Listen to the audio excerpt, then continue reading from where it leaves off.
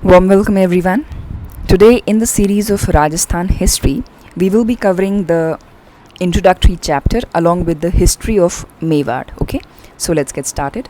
सबसे पहले हम ये समझने की कोशिश करते हैं कि वो स्टेट जहाँ पे आज हम रह रहे हैं विच इज़ कॉल्ड राजस्थान, इसका नेम किस तरीके से फॉर्म हुआ. ओके, सो इसकी एक छोटी सी हिस्ट्री हम देखने की कोशिश करते हैं.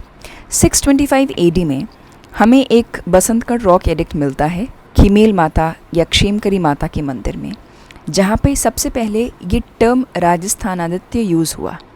अब राजस्थानादित्य तो एक अलग ही नाम है, ओके, बट हमको ये देखने को मिलता है कि राजस्थान इसमें आ रहा है. ठीक है, तो राजस्थान वर्ड का सबसे एंशिएंट एविडेंस हमको बसंतगढ़ रॉक एडिक्ट में देखने को मिलता है. ओके, ये जो वर्ड है राजस्थान, ये हमको सबसे पहले 625 AD में देखने को मिला. अब ये जो उन्होंने टर्म यूज़ करा, ये आज जो जोग्राफिकल एरिया जिसको हम राजस्थान कहते हैं उसके लिए नहीं यूज़ किया गया था.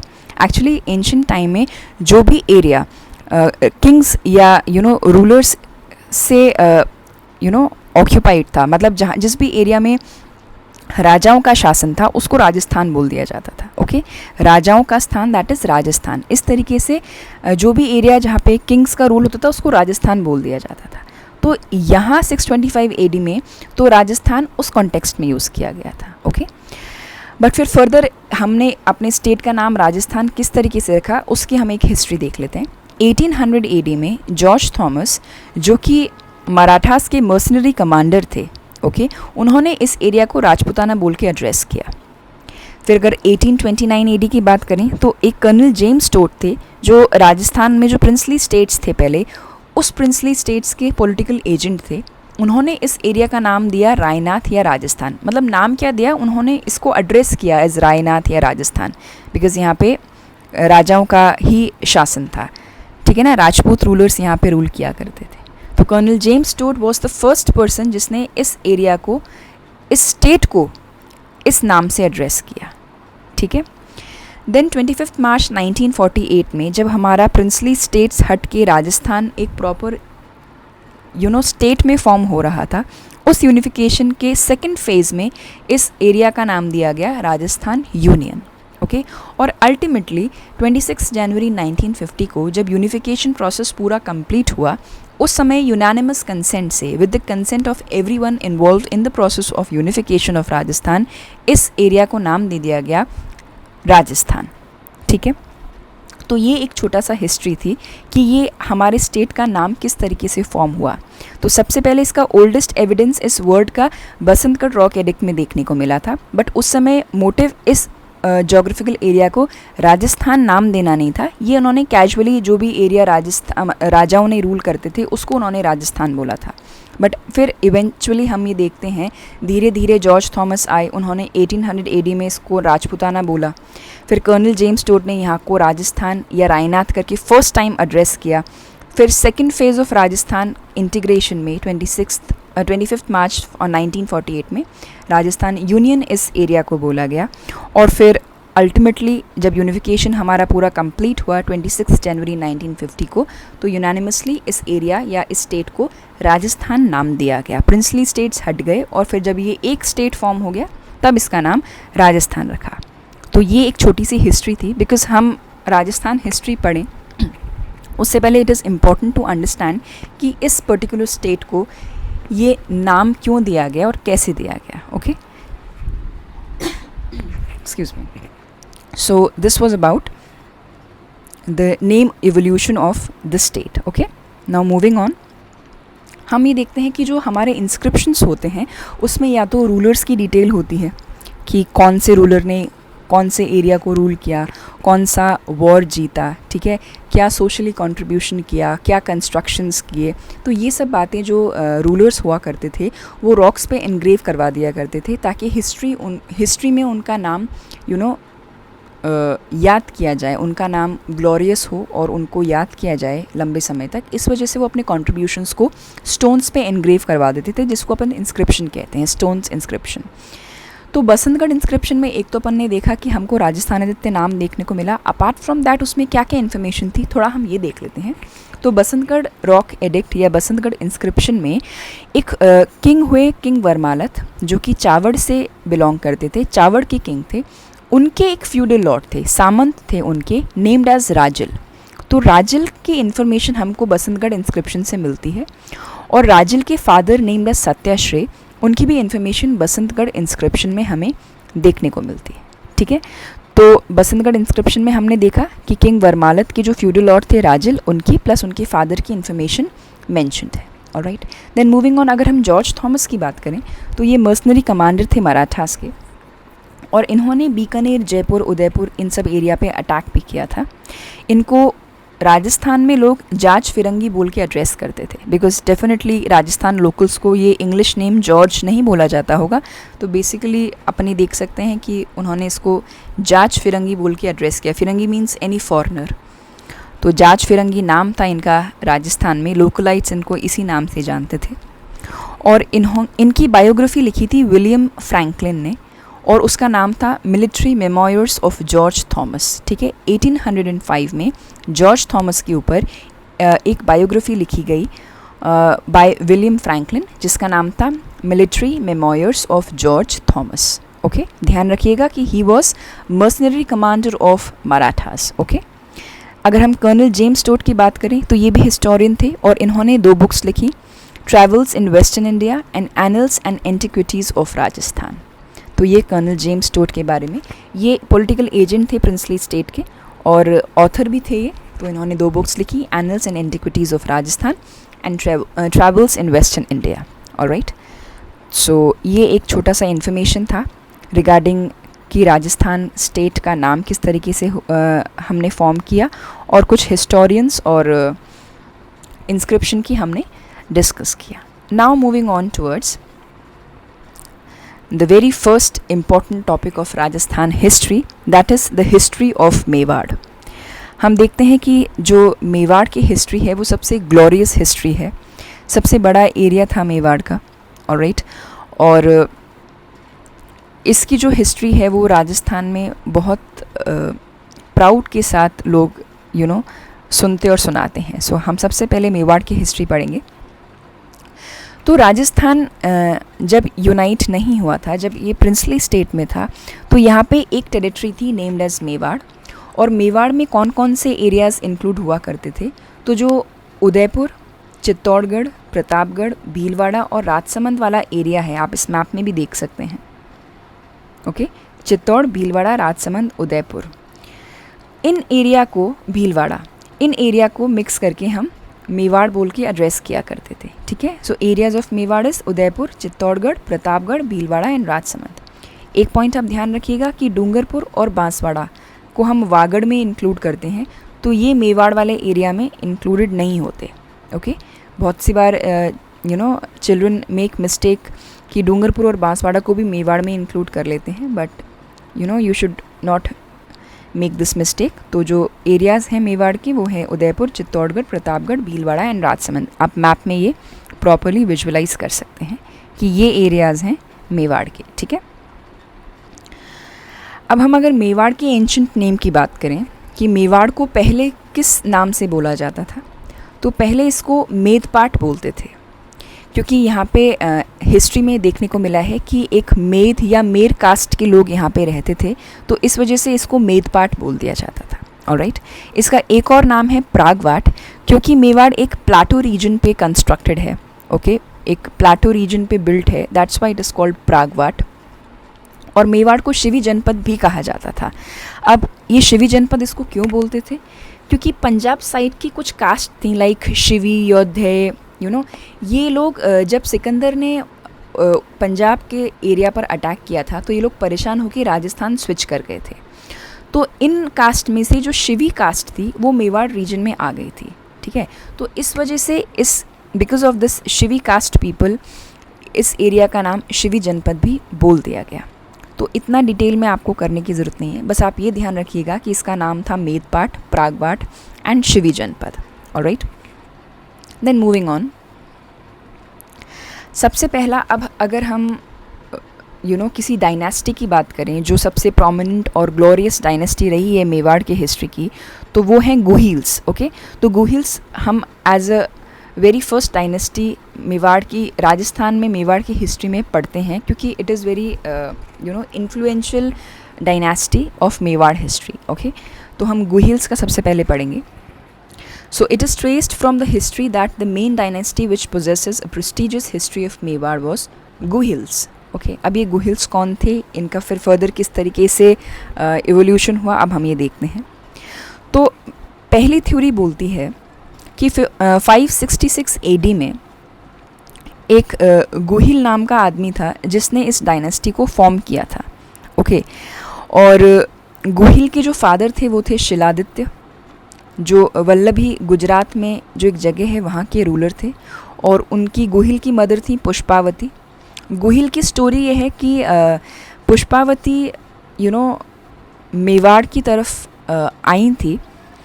तो that time she was expecting a baby. और जब वो अपने वल्लभी वापस लौट रही थी तो रास्ते में उन्हें पता चला कि उनके जो हस्बैंड हैं उनकी वॉर में डेथ हो चुकी है. तो इन्होंने जौहर परफॉर्म करना चाहा. Jauhar means when the Rajput women and their life by sitting into fire, that is called jauhar. तो इनको एक ब्राह्मण नेम्ड एज विजयादित्य, उन्होंने ये बोला कि नहीं, right now you are having a baby in your womb, so you cannot perform जौहर. तो आप अपने पहले बेटे को जन्म दीजिए, उसके बाद आप जौहर परफॉर्म कीजिएगा. आप अपने बच्चे को जन्म दीजिए, उसके बाद आप जौहर परफॉर्म करिएगा. तो कहा जाता है कि पुष्पावती ने फिर अपना बेबी डिलीवर किया और उसके बाद अपना बेबी दे दिया एक ब्राह्मण को नेम्ड एज विजयादित्य. और विजयादित्य ने जो गुहिल थे उनको एक केव में रखा क्योंकि उनको डर था कि उसको कोई मार ना दे, और उसको नेम दे दिया गुहादित्य या गुहिल. और तब से उसका नाम गुहिल पड़ा, जिसने बाद में जाके इस डायनेस्टी को फॉर्म किया.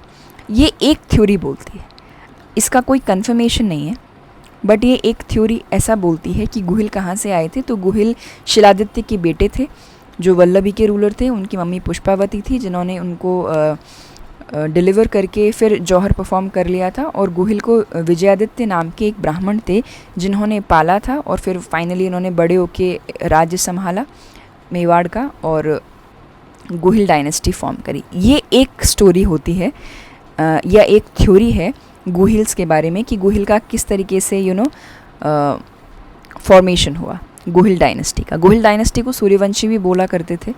ठीक है, और कहा जाता है कि गुहिल्स की 25 ब्रांचेस थी टोटल. ठीक है, तो ये तो एक छोटी स्टोरी थी या जो एक थ्योरी पे बेस्ड है कि गुहिल्स किस तरीके से आए, बट इसका कोई कंफर्मेशन नहीं है.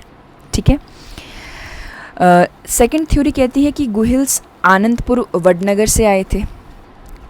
ठीक है, एक थ्योरी कहती है अबू फजल जो है वो कहते हैं कि ईरान के किंग नौशेर खां के ये डिसेंडेंट हैं गुहिल्स. ओके, ये अबुल फजल कौन थे?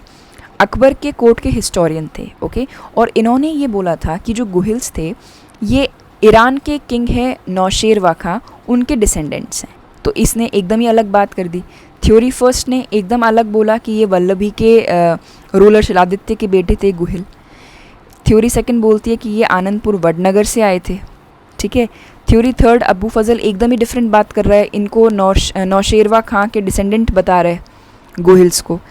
ठीक है, फिर एक हमको अभिलेख देखने को मिलता है, सामोली अभिलेख. ठीक है, उसमें जो गुहिल है इसको very first a person of Guhils dynasty बोला जाता है. और कहा जाता है कि शिलादित्य इनके फादर नहीं थे. शिलादित्य तो 5th जनरेशन थे गुहिल्स डायनेस्टी के. पहले गुहिल थे, फिर भोज आए, फिर महेंद्र आए, फिर नाग आए और फिर शिलादित्य. तो शिलादित्य को तो ये लोग 5वां जनरेशन मानते हैं गुहिल्स की. तो अकॉर्डिंग टू दिस सामोली अभिलेख ये वाला तो कॉन्सेप्ट ही गलत हो जाता है. यहाँ पे तो इसको फादर बनाया है गुहिल्स का और यहाँ पे बता रहे हैं कि Shiladitya was the 5th generation. अब 5th जनरेशन में भी कोई शिलादित्य आया था गुहिल में या ये फर्स्ट इन्फॉर्मेशन सही है, कहा नहीं जा सकता. बट आप ये सिर्फ सोर्सेज हैं जिनके बारे में हमें पता चलता है अलग अलग थ्योरीज से. ठीक है, so Shiladitya was the 5th generation of Guhils. फिर एक सामोली अभिलेख और क्या क्या बात बोलती है. एक तो ये शिलादित्य के बारे में बताती है कि एक शिलादित्य राजा था यहाँ पे. उसके बाद और क्या क्या सामोली अभिलेख में हमको देखने को मिलता है डिस्क्रिप्शन। यहाँ पे एक टेम्पल कंस्ट्रक्ट करवाया गया था नेम्ड एज अरण्यवासिनी, जो जावर माता का मंदिर था। और ये बनवाया किसने था? एक जयंतक मेहतर नाम के एक महाजन थे।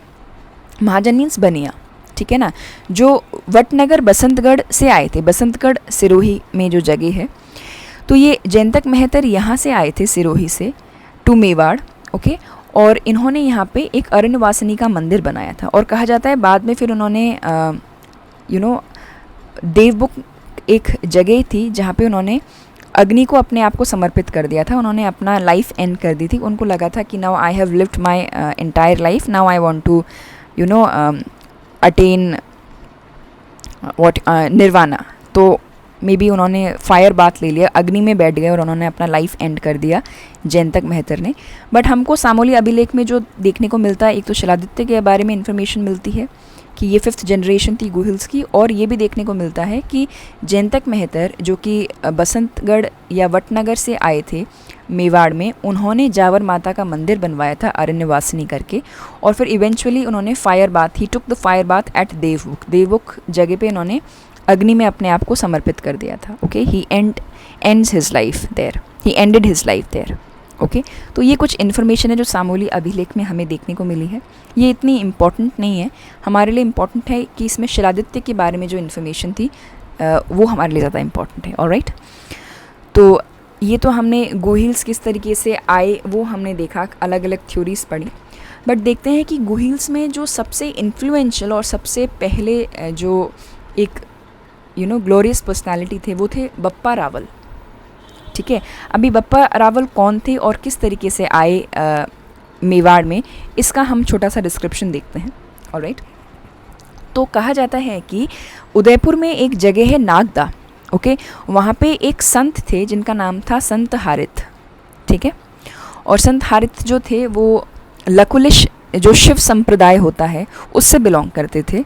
और जो बप्पा रावल थे वो इनके गाय को चरवाते थे, ठीक है ना। मतलब संत हारित के जो आश्रम में गाय थी, काउस थी, उसको बप्पा रावल टेक केयर करते थे उन काउस की, ठीक है ना। मतलब काउमैन कह सकते हो आप बप्पा रावल को, संत हरित का, ओके। तो नागदा में संत हरित का आश्रम था।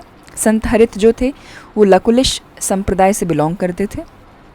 और जो बप्पा रावल थे ये इनके काउमैन थे, ठीक है ना, इनकी गायों की रखवाली करते थे। तो जब संत हरित का एंड टाइम आया तो उन्होंने बप्पा रावल से पूछा कि आप बताइए आपको क्या चाहिए, क्या आशीर्वाद चाहिए। तो बप्पा रावल ने मेवाड़ का शासन या मेवाड़ का रूल इनसे मांगा कि आप मुझे आशीर्वाद में मेवाड़ का रूल दे दीजिए। तो कहा जाता है कि संत हरित ने तपस्या करी, शिव तपस्या करी, और उसके बाद इन्होंने इनको आशीर्वाद दिया था बप्पा रावल को कि आपको मेवाड़ का शासन मिलेगा, आपको मेवाड़ का रूल मिलेगा। और कहा जाता है कि उसके बाद बप्पा रावल ने उस समय, बप्पा रावल के समय पे मान मोरे ने, एक राजा थे मान मोरे, इनका रूल था मेवाड़ पे, उनको हरा के बप्पा रावल ने उस थ्रोन को जीत लिया था, ठीक है। तो बप्पा रावल का ओरिजिनल नाम तो कालभोज था, ठीक है। और 734 AD में विद द ब्लेसिंग्स ऑफ संत हरित इन्होंने मेवाड़ में जो प्रेजेंट राजा थे उस समय मान मोरे, उनको हराकर मेवाड़ का थ्रोन जीत लिया था, ठीक है। तो आप बप्पा रावल के बारे में सबसे इम्पॉर्टेंट बात ध्यान रखिएगा कि संत हरित से इनको आशीर्वाद मिला था कि इनको मेवाड़ का रूल मिलेगा। और 734 AD में इन्होंने मान मोरी को हराकर मेवाड़ का जो रूल था वो जीत लिया था, ठीक है। क्योंकि ये शुरू से संत हरित के आश्रम में नागदा में रहते थे, तो इवन मेवाड़ का रूल जीतने के बाद भी कैपिटल इन्होंने नागदा को ही रखा था, ठीक है। तो बप्पा रावल ने अपना मेवाड़ का राज्य जीतने के बाद नागदा को ही राजधानी या कैपिटल रखा था, ठीक है। फिर कहा जाता है रूलर बनने के बाद बप्पा रावल ने यहाँ पे एक एकलिंग जी का मंदिर बनवाया नागदा में, ठीक है। तो ये आज भी बहुत फेमस टेम्पल है, एकलिंग टेम्पल, ठीक है। ये बप्पा रावल ने after winning the throne of Mewar ये कंस्ट्रक्ट करवाया था, ओके। अब एक और सबसे इंटरेस्टिंग बात है,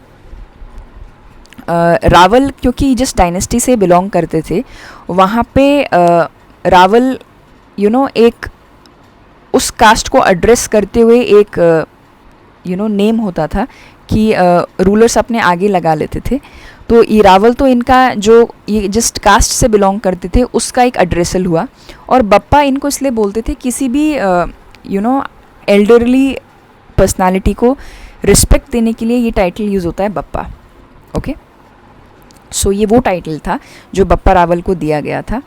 और ये अपने आप को कभी भी किंग बोल के एड्रेस नहीं करते थे, बिकॉज़ ये शिवजी को मानते थे। तो ये अपने आप को दीवान ऑफ एकलिंग कहते थे। दीवान मतलब प्राइम मिनिस्टर या main minister of the God. Okay, तो दीवान ऑफ एकलिंग।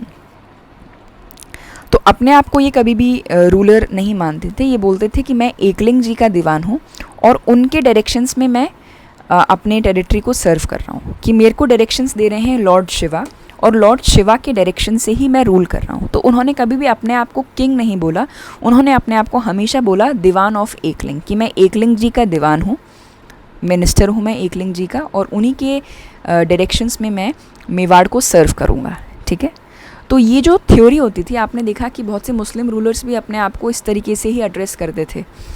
ठीक है ना, जैसे अपन देखते हैं अकबर अपने आप को ज़िले इलाही बोल कर एड्रेस करता था, तो वो यही था, मतलब शैडो ऑफ गॉड, कि वो डायरेक्टली अपने आप को एज अ रूलर नहीं क्लेम करते थे, और ये कहते थे कि we are the servant of God और in the direction of God only we are serving our territory. इस तरीके से ये जो रूलर्स होते थे पहले के, वो अपने आप को एड्रेस करते थे। तो ये जो थ्योरी है ये कहलाती है डिवाइन थ्योरी ऑफ किंगशिप, जिसमें राजा खुद अपने आप को राजा ना मान के भगवान को मेन रूलर मानता है। ठीक है ना, और अपने आप को भगवान का मिनिस्टर बोल के रिप्रेजेंट करता है। तो जब बप्पा रावल ने मेवाड़ का शासन जीत लिया था तो उन्होंने एकलिंग जी का टेम्पल बनाया था, और वो अपने आप को एकलिंग जी का दीवान बोलकर एड्रेस किया करते थे। ठीक है, फिर अगर हम इनके कुछ टाइटल्स की बात करें कि इनको क्या क्या टाइटल्स दिए गए थे बप्पा रावल को, इनके क्या क्या कॉन्ट्रीब्यूशंस रहे हैं, कहाँ इन्होंने विक्ट्री करी है, और कुछ इंपॉर्टेंट इन्फॉर्मेशन हम बप्पा रावल के बारे में पढ़ते हैं। तो अगर टाइटल्स की बात करी जाए तो इनको हिंदू सूरज बोलते थे। हिंदुओं का सूरज एक प्राउड टाइटल है ये बहुत, तो इनको हिंदू सूरज कहा जाता था। राजगुरु बोला जाता था, राजाओं का गुरु राजगुरु, क्योंकि इनके जो स्किल्स थी अपने राज्य को रूल करने का वो बहुत अच्छा था, तो इनको राजगुरु भी बोला जाता था। इनको चक्रवर्ती सम्राट भी बोल के एड्रेस किया गया था। चक्रवर्ती मीन्स चारों दिशाओं पर रूल करने वाले, चारों दिशाओं को जीतने वाले चक्रवर्ती होते हैं, तो इनको चक्रवर्ती सम्राट कह के भी एड्रेस किया गया था। तो टाइटल इनको मिलता है हिंदू सूरज, राजगुरु और चक्रवर्ती सम्राट का। कंट्रीब्यूशन की बात करी जाए तो Bappa Rawal was the first person of Mewar जिन्होंने कॉइनेज, गोल्ड कॉइनेज सिस्टम को लॉन्च किया था। इन्होंने अपने राज्य में, इन्होंने अपने जो एरिया था जहाँ पे रूल करते थे वहाँ पे ही सर्कुलेटेड गोल्ड कॉइन सिस्टम, मतलब जो करेंसी हुआ करती थी वो गोल्ड कॉइन की हुआ करती थी, और उसका वेट क्या होता था, 115 ग्रेन्स का वेट होता था एक कॉइन का। ठीक है, तो अगर आपसे पूछ लिया जाए कि उसका गोल्ड कॉइन का क्या वेट होता था, तो 105 ग्रेन्स के अकॉर्डिंग एक कॉइन का वेट हुआ करता था। ठीक है, और इन्होंने कंट्रीब्यूशन में ये भी बहुत इंपॉर्टेंट है कि इन्होंने एकलिंग जी का टेम्पल बनवाया था नागदा में। अगर विक्ट्रीज़ की बात करी जाए तो 734 AD में इन्होंने मानमोरी को हराया था, जब इनको संत हारित से आशीर्वाद मिला था, और चित्तौड़ का गढ़ जीत लिया था इन्होंने, मेवाड़ जीत लिया था। ठीक है, और कहा जाता है कि Bappa Rawal was so furious fighter कि इन्होंने अफ़गानिस्तान में एक रूलर था वहाँ का सलीम, उसको अफ़गानिस्तान जाके उस एरिया तक जाके हराया था। मतलब यहाँ से मार्च करते हुए बप्पा रावल अफ़गानिस्तान, जो पाकिस्तान का आज एरिया है, वहाँ तक बप्पा रावल गए थे और उसको वहाँ जाके उसको हराया था सलीम को। ठीक है, so he march till Ghazni, that is Afghanistan, and defeated Salim. Okay, तो इसलिए एक एरिया है पाकिस्तान में नेम्ड एज रावलपिंडी, वो इसलिए पड़ा है क्योंकि जब ये सलीम को हराने जा रहे थे तो बीच में उनको एक गांव पड़ा था जहाँ पे बप्पा रावल रुके थे, तो और उसके बाद फिर उन्होंने सलीम को हरा दिया था, तो इस वजह से उस गांव का आज भी नाम पाकिस्तान में रावलपिंडी ही है।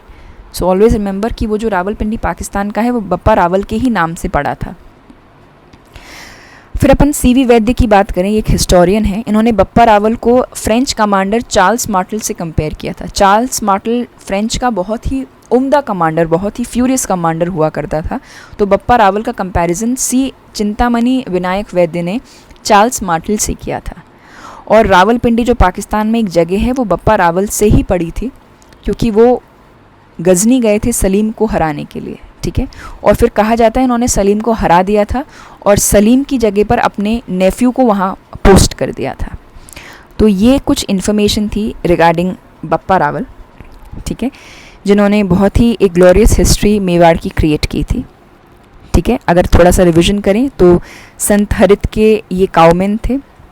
संत हरित लकुलिश सेक्ट से बिलोंग करते थे। उनका आश्रम नागदा उदयपुर में था।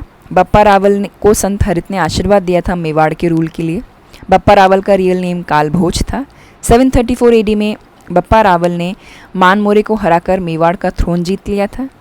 मेवाड़ जीतने के बाद नागदा को उन्होंने कैपिटल बना के रखा था, ठीक है। एकलिंग जी का टेम्पल उन्होंने कंस्ट्रक्ट करवाया था नागदा में।